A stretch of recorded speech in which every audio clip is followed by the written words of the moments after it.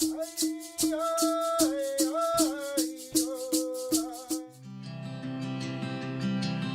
story is about my grandmother, who was a midwife, and her name was Margaret Sunday Lazor.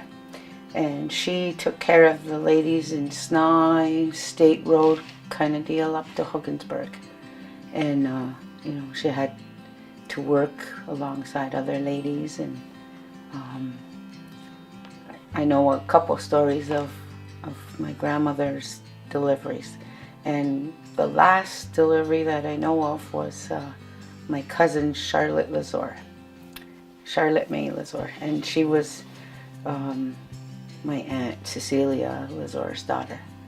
And my grandmother on my mother's side, which would be Charlotte Mitchell, which is Cecilia's mother, and my grandmother Margaret Lazor, they worked together to bring my aunt's daughter into the world. So they brought her in, and she was born in May. She's probably like 67, gonna be 68 this year or so, around there. And she was one of the last births that I know of for my grandmother. And then one time I talked to my mom about midwives and stuff, and she told me that my grandmother delivered my mother, which became her daughter-in-law. So that was pretty awesome. It just kind of went from there.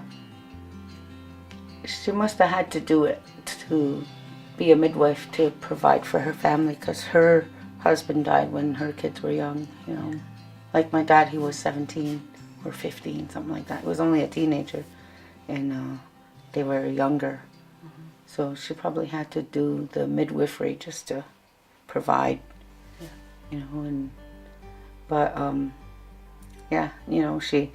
she would help with all the ladies from Hogansburg down to Snai, State Road, and sometimes even like Fort Covington area if she had to. But it's just amazing, like that my Duda did this for catching babies, Yeah. What a beautiful thing to do, Yeah. So the story I wanted to share was of Gyawandia when she was born. She's 11 years old. She'll be 12 in another couple of weeks. But she was my first home birth. So I have two other children, Gasnagohe, and I have a son, Lasadunkwa. And they were both born in the hospital. But I didn't have any medication or any complications in the hospital, so it was all natural birth. Although I wanted medication with her because she was my first one and I was in a lot of pain. But it was too late. Every birth was really fast for me, so I didn't get any medication. The doctor had to use forceps with her, which was a horrible experience. But for this story, it was my third time around. I felt like I knew my body. I knew what would happen. Like I knew what to expect. And I just we had built a new home, so I just felt like I wanted to have the experience at home. So we had midwives from Cornwall, midwives of Ontario.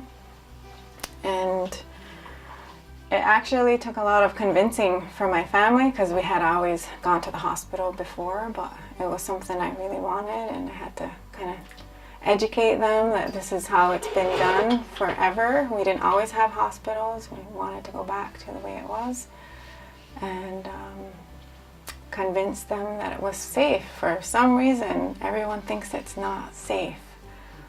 So I really had to work on my husband. I took him to all of our appointments so the midwives could explain the process and tell him what was going to happen, and if there was any risk or anything that wasn't going well, they would just take me to the hospital. So he had to learn that part, and he was all for it at the end. And compared to giving birth in the hospital, it was just so much more relaxed and family. I had my mom there. She didn't want to be in the room with us, but she was in my house and she was helping out how she could. I had my mother-in-law, I had my sister-in-law, I had my sister. They were there, and they met her.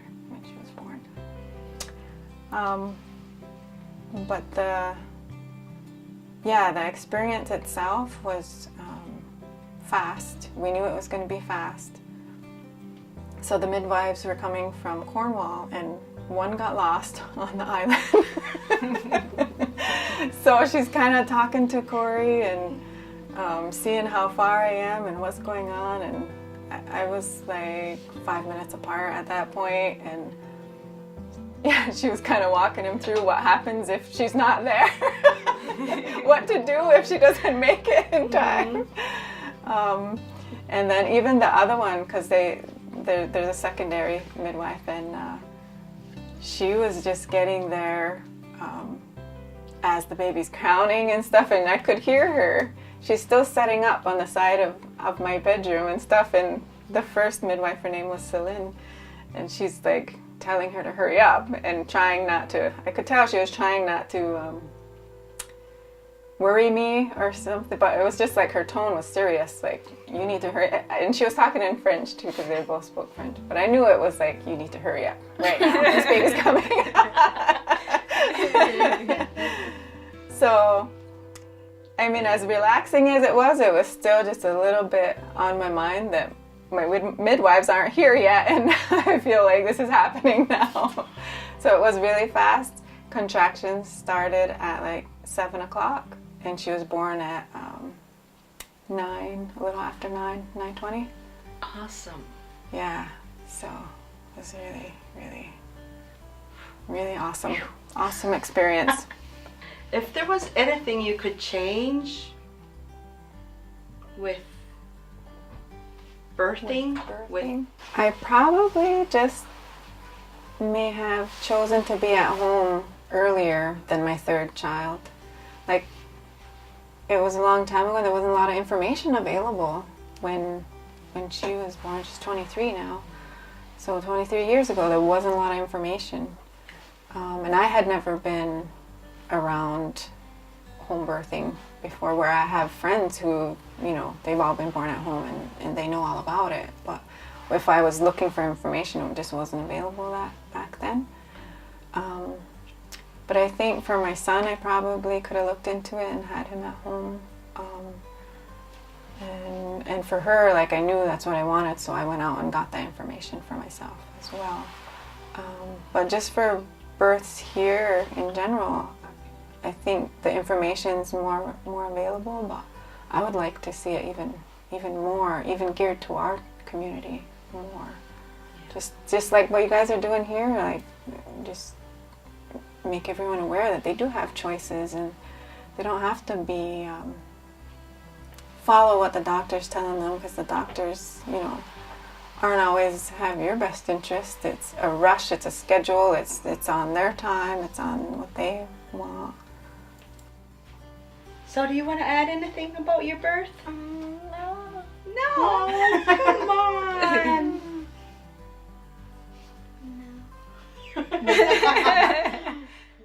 So what would you say to a new couple, first baby, they're having their first baby, they just found out? Just to educate themselves, to find out more about it, if there's any kind of hesitancy or they're worried about things. And just in my experience, going through the midwives and just having that conversation and that relationship is so different than having it with a doctor. Just because they're rushing you through, there's 50 other women waiting out there in the waiting room. They've got maybe 5 or 10 minutes to check you out and ask you if you have any questions, but don't really have time to answer them even when you do ask them.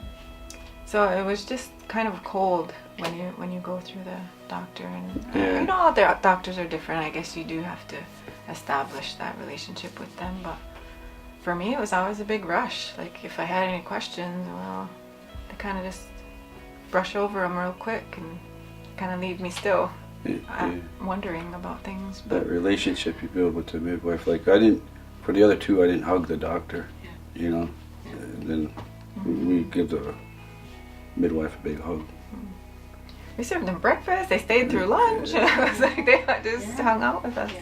Yeah, that relationship is I think would be better on the woman. But she's tough though. Like even with the other two, the contractions began like 48 hours before we went to the hospital. She just held off, and I think a lot of new moms want to go as soon as they get their first contraction, want to go, right? So they end up stuck at the hospital for 48 hours or longer.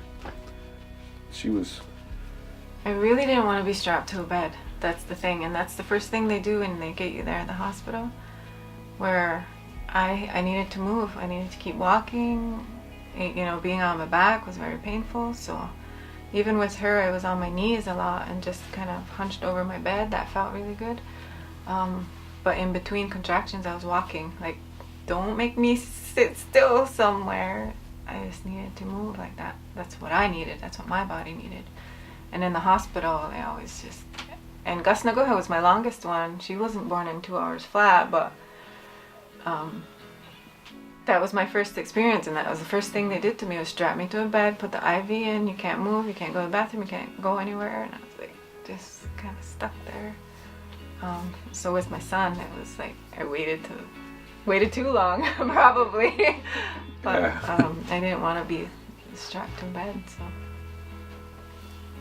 So about the fear, Corey, do you have fears anymore about midwives and home births? No fear. No fear. I would recommend it to anybody. And I still do recommend it to people. And even the new moms are more afraid to do it because it's their first baby. That's what when I put it out there, the new moms are afraid to do it because it's their first baby.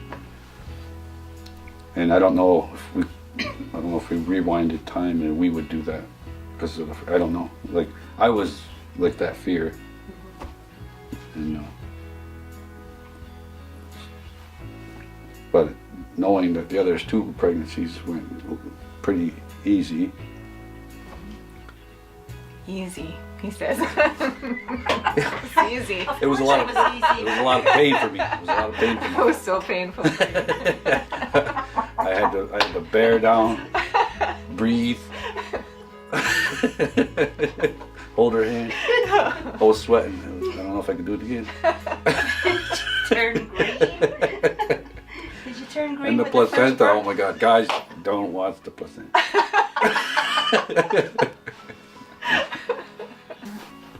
I mean, one of the cool things about it is, what I like is her passport actually says Akwesasne, That's awesome. where she was born. So that's another cool thing about it.